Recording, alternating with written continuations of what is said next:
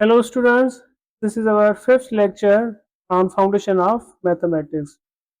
हमने अपनी previous class में टाइप्स ऑफ सेट्स पढ़े थे जिनमें subsets, power set, proper subset and universal set को समझा था। और आज के इस लेक्चर में हम डिस्कस करेंगे union of sets, intersection of sets, disjoint sets and overlapping sets. तो हम स्टार्ट करेंगे यूनियन ऑफ सेट्स से। The union of sets A and B denoted by A union B is a set of all those numbers या फिर elements each one of which is either in A or B या फिर in both A and B। अब इसका मतलब है कि union of to set का एक सेट होगा, उस सेट के अंदर या तो ए के मेंबर्स होंगे या तो बी के या फिर दोनों के हो सकते हैं। जैसे कि हमारे पास एक गिवन सेट है A having two elements 2, 3, set B having two members A, B. अब इन दोनों की हम जब यूनियन लेंगे तो यूनियन में क्या होगा, दोनों सेट्स ए एंड बी के जो मेंबर्स होंगे वो लिखेंगे। अब देखें, सेट ए के पास है 2 एंड 3, सेट बी के पास है ए, बी, तो इनकी यूनियन क्या हो जाएगी 2, 3, ए, बी। तो हम बेसिकली क्या कहते हैं, ए यूनियन बी इस तरह से बनाते हैं, फाइंड आउट करते हैं, तो वो भी एक सेट ही होगा। नेक्स्ट हमारे पास intersection of set.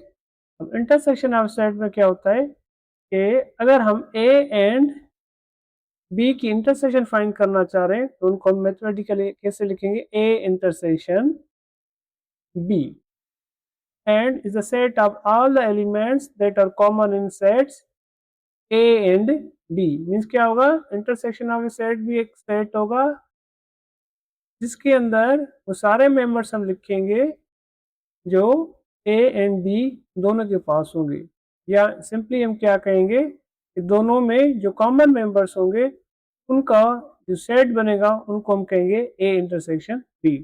Suppose set A having 3 members 1, 2, 3 and set B having also 3 members 2, 4 and 5। अब देखें यहाँ पे कॉमन मेंबर हमारे पास जो ए और बी के पास, 1 देखें 1 ए के पास है लेकिन सेट 2 में नहीं है, बी और ए में जो कॉमन है वो है मेंबर 2 जो दोनों के पास है। अब 3 देखें, 3 सेट ए में है लेकिन बी में नहीं है, तो कॉमन क्या होगा, जस्ट 2 होगा। तो हम लिख सकते हैं कि ए इंटरसेक्शन जो बी होगी ओनली सिंगलटन सेट, जिस उसके अंदर सिर्फ एक ही मेंबर है, इस दोनों में एक ही एलिमेंट कॉमन है which is 2।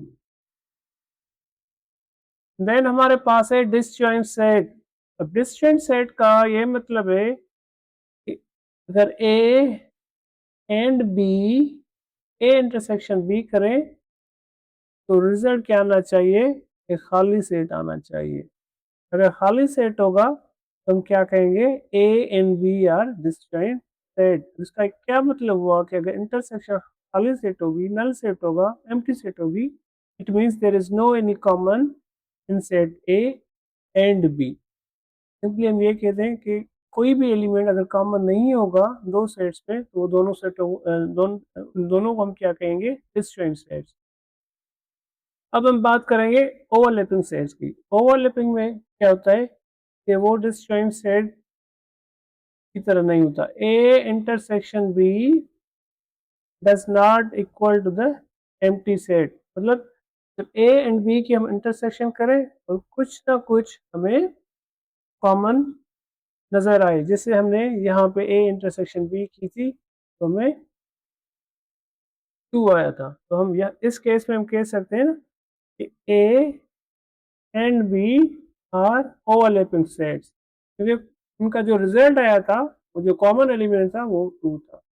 So that's why ये इसकी एक कंडीशन हो जाएगी कि अगर इंटरसेक्शन लेंगे खाली सेट नहीं आएगी तो ओवरलैपिंग सेट, अगर खाली सेट आएगा तो क्या कहेंगे हम उसको, डिसजॉइंट सेट।